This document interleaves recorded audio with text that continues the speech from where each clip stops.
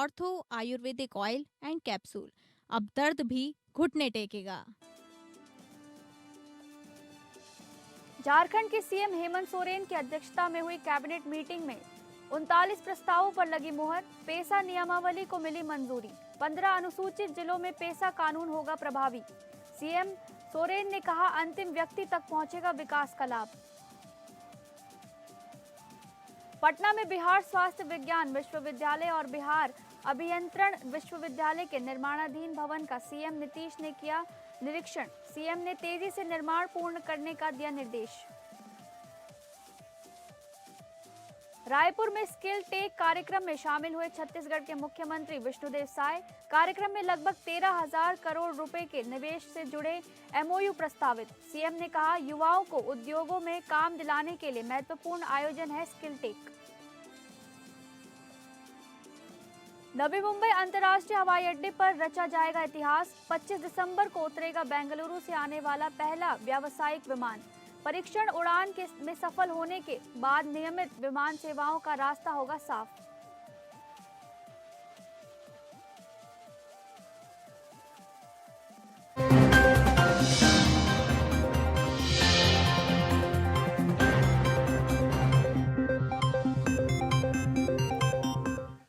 नमस्कार, आप सभी का स्वागत है स्टेट लाइव में और मैं हूं आपके साथ अंकिता सिंह। बुलेटिन की शुरुआत करते हैं झारखंड की खबरों से, जहां मुख्यमंत्री हेमंत सोरेन की अध्यक्षता में हुई कैबिनेट बैठक में पेसा नियमावली के साथ कुल 39 प्रस्तावों पर मोहर लगाई गई। इस दौरान पेसा कानून को प्रभावी और व्यवहारिक बनाने के लिए सभी संबंधित विभागों से सीएम ने महत्वपूर्ण सुझाव भी लिए। तो वहीं बैठक के बाद उन्होंने मीडिया से बातचीत में कहा कि इस कानून के जरिए ग्रामीण और जनजातीय इलाकों में स्वशासन की व्यवस्था को और सशक्त बनाने के लिए सरकार प्रतिबद्ध है।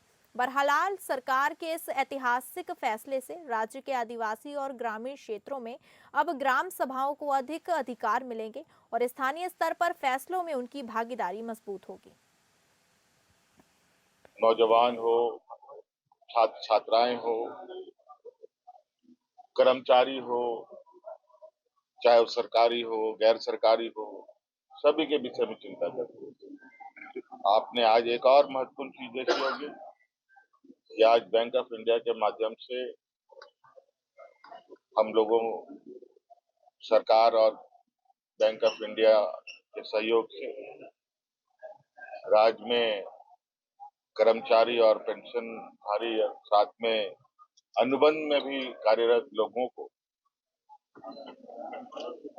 आर्थिक सुरक्षा प्रदान हो, इसके लिए एक हम लोगों ने एमओयू किया है।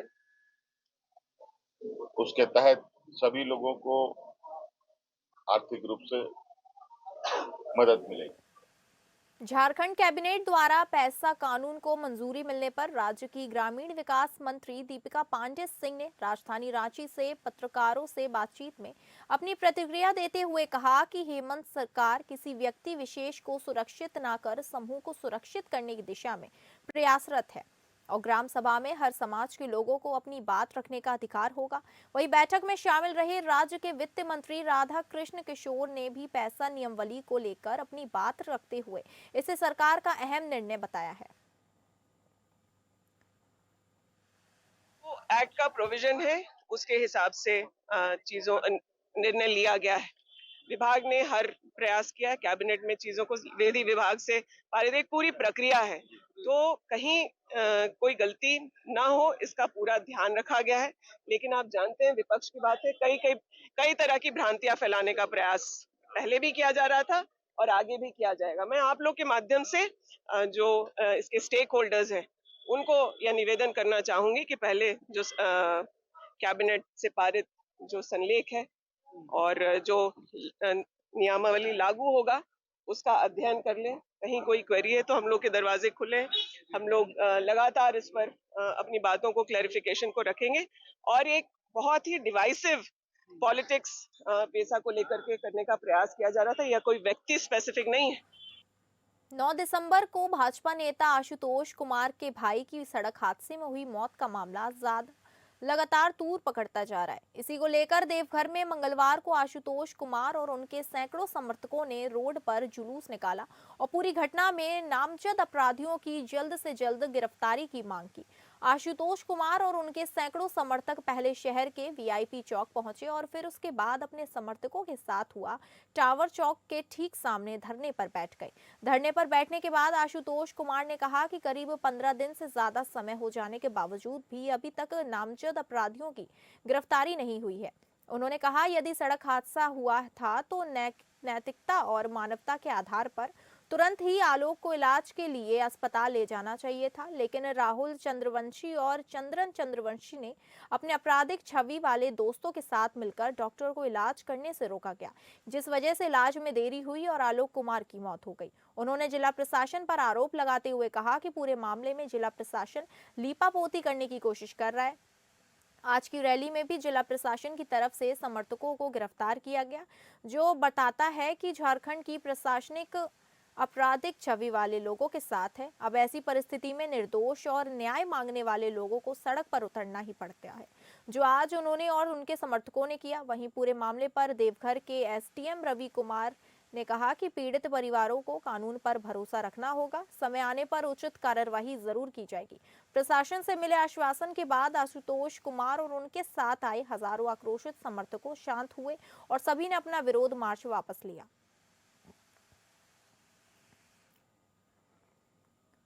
सिविल सर्जन कार्यालय को स्वास्थ्य विभाग के संविदा कर्मियों के द्वारा घेराव किया गया, जो देर शाम डुमरी विधायक जयराम महतो की मध्यस्थता के बाद खत्म हुआ। अनुबंध कर्मियों की मांग थी 6 महीने से बकाया वेतन का जल्द से जल्द भुगतान हो और पीएफ और ईएमआई की सुविधा मिले। प्रदर्शनकारियों ने सुबह से ही सिविल सर्जन कार्यालय के गेट को जाम कर दिया और वहां मौजूद कार्यालय के कर्मचारियों को बाहर निकालने नहीं दिया जा रहा था। सुबह से शाम हो गई, लेकिन धरने पर बैठे प्रदर्शनकारियों और प्रभारी civil surgeon doctor Sanjay Kumar के बीच कोई समझौता नहीं हो पाया। फिर डुमरी विधायक जयराम महतो वहां पहुंचते हैं। प्रदर्शनकारियों से मिलने के लिए उनकी समस्या को सुनने के बाद वह प्रभारी सिविल सर्जन से मिलते हैं और साथ ही साथ के स्वास्थ्य मंत्री इरफान अंसारी से फोन पर बात करके उन्हें यहाँ की समस्या से अवगत कराते हैं। बहरहाल प्रभारी civil surgeon doctor Sanjay Kumar ने 2 दिन के भीतर महीने 3 की बकाया वेतन का भुगतान करने की बात कही और बाकी के 3 महीना के वेतन का भुगतान जल्द से जल्द कर दिया जाएगा, इसका आश्वासन भी दिया।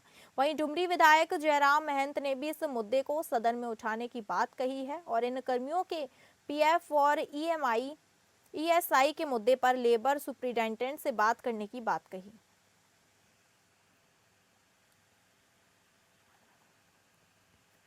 अब बात करेंगे बिहार की खबरों की, जहां बिहार के मुख्यमंत्री नीतीश कुमार ने मीठापुर में बिहार स्वास्थ्य विज्ञान विश्वविद्यालय एवं बिहार अभियंत्रण विश्वविद्यालय के निर्माणाधीन भवन का निरीक्षण किया। निरीक्षण के दौरान मुख्यमंत्री को विज्ञान, प्रौद्योगिकी और तकनीकी शिक्षा विभाग की सचिव डॉक्टर प्रतिमा एस वर्मा ने, बिहार अभियंत्रण विश्वविद्यालय तथा स्वास्थ्य विभाग के सचिव लोकेश कुमार सिंह ने बिहार स्वास्थ्य विज्ञान विश्वविद्यालय के भवन के निर्माण कार्य से संबंधित जानकारी दी।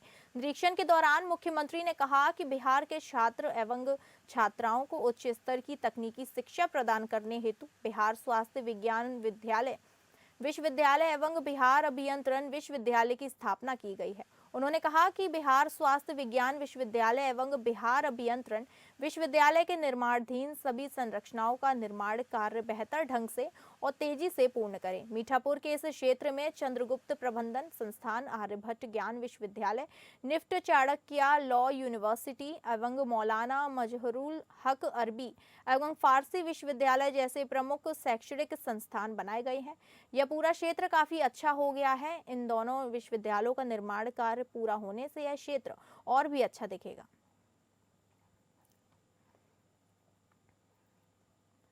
पटना की सड़कों पर मंगलवार दोपहर राजनीति पूरे रंग में नजर आई। भारतीय जनता पार्टी के नवनियुक्त राष्ट्रीय कार्यकारी अध्यक्ष नितिन नवीन के पटना पहुंचते ही शहर का माहौल भगमाव्य हो गया। एयरपोर्ट पर से लेकर मिलकर हाई स्कूल मैदान तक ढोल नगाड़ों, पार्टी झंडों और हजारों कार्यकर्ताओं की मौजूदगी ने इसे सिर्फ स्वागत नहीं बल्कि शक्ति प्रदर्शन बना दिया। राष्ट्रीय कार्यकारी अध्यक्ष बनने के बाद यह नितिन नवीन का पहला पटना दौरा था। दोपहर करीब 12:30 बजे पटना एयरपोर्ट पर प्रदेश अध्यक्ष संजय सरावगी, उप मुख्यमंत्री सम्राट चौधरी और विजय कुमार सिन्हा समेत कई वरिष्ठ नेताओं ने उनका भव्य स्वागत किया। इसके बाद नितिन नवीन खुले रथनुमा बस पर सवार होकर रोड शो में मिले। शेखपुरा मोड़, हाईकोर्ट, आयकर, गोलंबर पटेल भवन और नेहरू पथ होते हुए रोड शो मिलकर हाई स्कूल मैदान पहुंचा। करीब 6 किलोमीटर लंबे समय रास्ते में हर चौराहा भाजपा कार्यकर्ताओं से भरा रहा। महिलाएं फूल बरसाती दिखी और युवा नारे लगाते रहे। जोड़ी नीतीश और मोदी हिट हो गए जैसे गीतों पर कार्यकर्ता झूमते नजर आए। पटना विमेंस कॉलेज के पास महिलाओं के विशेष समूह से स्वागत किया। वहीं आयकर गोलंबर के पास पार्षदों और सामाजिक संगठनों की मौजूदगी रही। कायस्थ महापरिवार के सदस्य मिली पीली पगड़ी पहनकर स्वागत में शामिल हुए। राजवंशी नगर स्थित हनुमान मंदिर के पास भी भारी भीड़ मौजूद रही। रोड शो के दौरान दोनों उप मुख्यमंत्री भी उनके साथ मौजूद रहे, जिसे भाजपा की एकजुटता और संगठनात्मक मजबूती का संकेत माना जा रहा है। भाजपा नेता तारकिशोर प्रसाद ने इसे कार्यकर्ताओं के लिए ऊर्जा का स्रोत बताया। उन्होंने कहा कि बिहार से किसी नेता का राष्ट्रीय कार्यकारी अध्यक्ष बनना पूरे राज्य के लिए गर्व की बात है। खबर सहरसा से है, जहां बांग्लादेश में हिंदू समुदाय की हत्या के विरोध में युवाओं ने जोरदार प्रतिरोध मार्च निकाला। हाथों में तख्तियां और नारे लेकर, बैनर लेकर बड़ी संख्या में युवा सड़कों पर उतरे और बांग्लादेश सरकार के खिलाफ जमकर नारेबाजी की। प्रतिरोध मार्च शहर के विभिन्न मार्गों से होता हुआ कुंवर सिंह चौक पहुंचा, जहां प्रदर्शन कर रहे युवाओं ने बांग्लादेश के प्रधानमंत्री मोहम्मद यूनुस का पुतला दहन कर अपना आक्रोश जताया। युवाओं का कहना था कि बांग्लादेश में लगातार हिंदुओं को निशाना बनाया जा रहा है, जिसे किसी भी सूरत में बर्दाश्त नहीं किया जाएगा। प्रदर्शनकारियों ने अंतर्राष्ट्रीय समुदाय और भारत सरकार से मांग की कि बांग्लादेश में हो रहे अत्याचारों पर संज्ञान लिया जाए और दोषियों के खिलाफ सख्त कार्रवाई हो। पुतला दहन के दौरान कुंवर सिंह चौक पर कुछ देर के लिए यातायात भी प्रभावित रहा। हालांकि मौके पर मौजूद पुलिस ने स्थिति को नियंत्रित कर लिया। फिलहाल प्रदर्शन शांतिपूर्ण तरीके से समाप्त हो गया, लेकिन युवाओं ने चेतावनी दी है कि यदि बांग्लादेश में हिंदुओं पर हो रहे हमले नहीं रुके तो आंदोलन और तेज किया जाएगा। मोकामा थाना क्षेत्र में 21 दिसंबर 2025 की शाम हुए सनसनीखेज एसिड अटैक मामले का बिहार पुलिस ने सफल उद्भेदन कर लिया है। पुलिस जांच में सामने आया कि यह हमला किसी बाहरी रंजिश का नहीं बल्कि करीबी महिलाओं द्वारा रची गई सुनियोजित साजिश का नतीजा था। इस मामले में पुलिस ने 2 महिला आरोपियों को गिरफ्तार कर जेल भेज दिया है। मोकामा के एसडीओपी ने प्रेस वार्ता में बताया कि पीड़िता के फर्द बयान के आधार पर मोकामा थाना में केस दर्ज कर जांच शुरू कर दी थी। अनुसंधान के दौरान यह स्पष्ट हुआ कि पीड़िता के साथ मौजूद 2 महिलाएं नीतू देवी और सुमन देवी इस पूरे मामले की मुख्य साजिशकर्ता हैं। पुलिस के अनुसार नीतू देवी को अपने पति कुंदन मिश्रा और पीड़िता सुषमा गुप्ता के बीच अवैध संबंधों का संदेश था। इसी शक और पुराने विवाद के चलते नीतू देवी ने अपने सहयोगी सुमन देवी के साथ मिलकर पीड़िता पर एसिड अटैक की साजिश रची। घटना वाले दिन दोनों आरोपी महिलाएं पीड़िता को चाट खिलाने के बहाने माल गोदाम रोड पर ओर ले गईं। पहले से तय योजना के तहत यहां बाइक सवार 2 युवक पहुंचे। युवकों ने बेगूसराय का रास्ता पूछने के बहाने बाइक रोकी। तभी महिलाओं के इशारे पर पीड़िता पर एसिड फेंक दिया गया और हमलावर मौके से फरार हो गए। जहां छत्तीसगढ़ के मुख्यमंत्री विष्णुदेव साय रायपुर स्थित एक निजी होटल में आयोजित स्किल टेक कार्यक्रम में शामिल हुए। इस कार्यक्रम में लगभग 13,000 करोड़ रुपए के निवेश से जुड़े एमओयू प्रस्तावित किए गए। कार्यक्रम के बाद मीडिया से बातचीत में मुख्यमंत्री साय ने कहा कि स्किल टेक के माध्यम से प्रदेश के 12,000 से अधिक युवाओं को रोजगार मिलेगा। उन्होंने बताया कि गेल इंडिया छत्तीसगढ़ में यूरिया खाद निर्माण संयंत्र स्थापित कर रही है। इसके अलावा बिरला ग्रुप के साथ ही महत्वपूर्ण एमओयू किया गया है। मुख्यमंत्री ने कहा कि जशपुर क्षेत्र में कोसा तसर की खेती बड़े पैमाने पर होती है, जहां स्थानीय लोगों को कंपनियों द्वारा प्रशिक्षण दिया जाएगा, जिससे रोजगार के नए अवसर पैदा होंगे। सीएम साय ने बताया कि अब तक छत्तीसगढ़ में 20,000 करोड़ रुपए से अधिक के उद्योग स्थापित हो चुके हैं। वहीं प्रदेश को कुल 8 लाख करोड़ रुपए से अधिक के निवेश प्रस्ताव प्राप्त हो चुके हैं।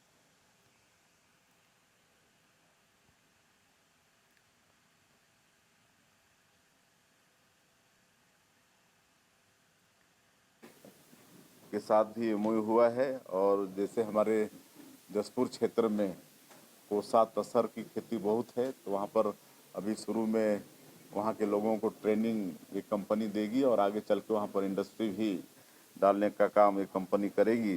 तो इस तरह से कई महत्वपूर्ण एमओयू साइन हुए हैं और अभी तक आज तक हम लोग की सरकार को 2 वर्ष हुए हैं और 2 वर्ष में ही 20,000 करोड़ से ज़्यादा का उद्योग मतलब लग चुका है। और एमओयू तो आज के साथ में 8 लाख करोड़ से ज़्यादा का हो गया है और अभी तक उद्योग के माध्यम से हमारे प्रदेश के 43,000 से ज़्यादा बेटा बेटियों को रोजगार भी हम लोग दे चुके हैं।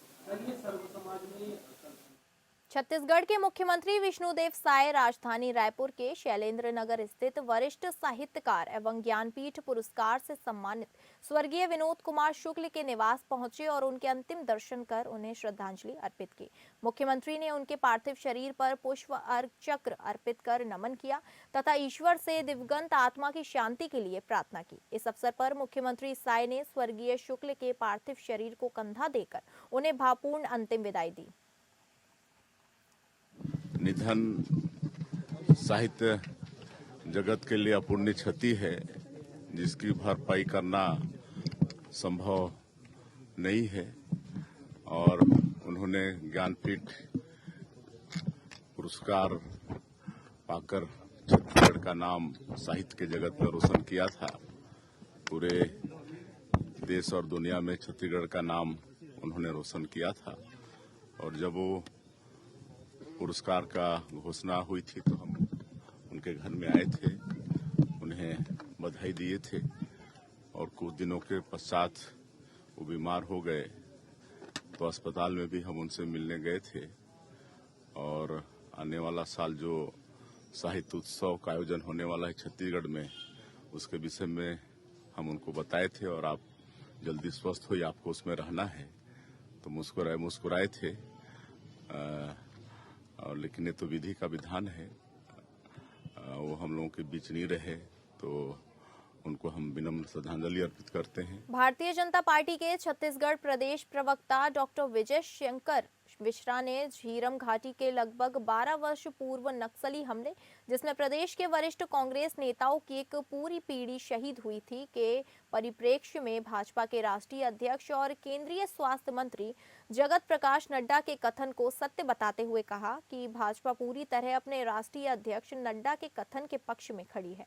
प्रदेश प्रवक्ता डॉक्टर मिश्रा ने एकात्म परिसर स्थित भाजपा कार्यालय में प्रेस ब्रीफ में पत्रकारों से चर्चा करते हुए कहा कि झीरम हमले के बाद कांग्रेस के लोग अपने ही नेताओं पर संदेह कर रहे हैं। भाजपा प्रदेश प्रवक्ता डॉक्टर मिश्रा ने कहा कि कांग्रेस और नक्सलियों के दोस्ताना रिश्तों को लेकर भाजपा का एकदम साफ रुख रहा है। जब झीरम घाटी मामले की जांच के बाद जस्टिस प्रशांत मिश्रा के नेतृत्व वाले न्यायिक जांच आयोग ने अपनी रिपोर्ट सौंपी, तब कांग्रेस की पिछली भूपेश सरकार ने विधानसभा के पटल पर वह रिपोर्ट नहीं रखी।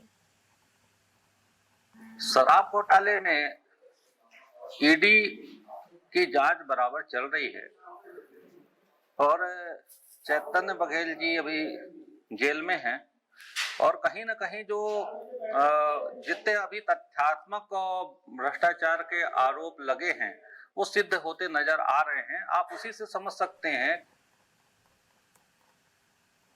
अब रुक करेंगे मध्य प्रदेश की खबरों की, जहां नर्मदापुरम जिले में लगातार बढ़ रही चक्का जाम की घटनाओं से आम जनता को हो रही परेशानी को गंभीरता से लेते हुए पुलिस प्रशासन ने सख्त रुख उठाने का निर्णय लिया है। पुलिस अधीक्षक साई कृष्णा एस थोटा ने जिले के सभी थाना प्रभारियों और अनुविभागीय पुलिस अधिकारियों को विशेष कार्य योजना बनाकर प्रभावी कार्यवाही करने के निर्देश दिए हैं।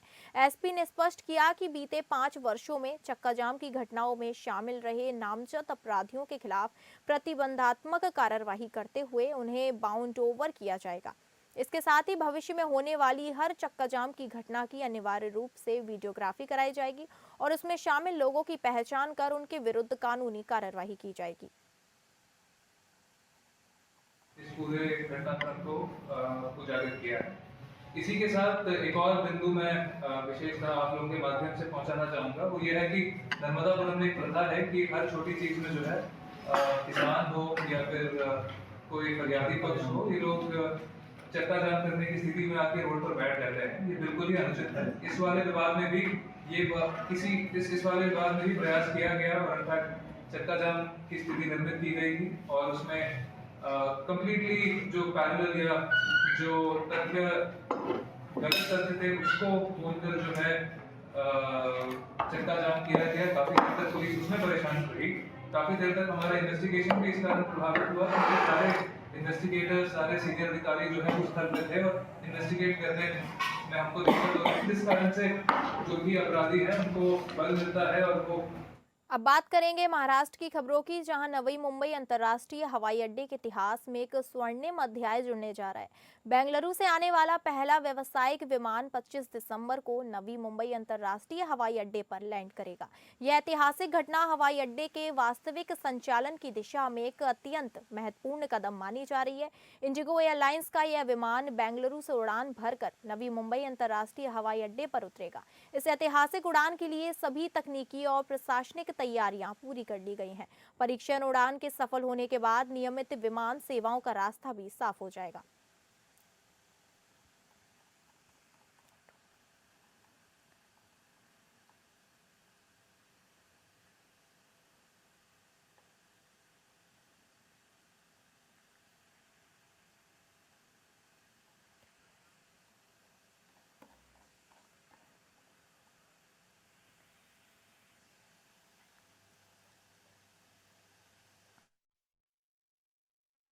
पहला व्यावसायिक विमान 25 दिसंबर को उतरेगा। नवी मुंबई अंतर्राष्ट्रीय हवाई अड्डे पर रचा जाएगा यह इतिहास।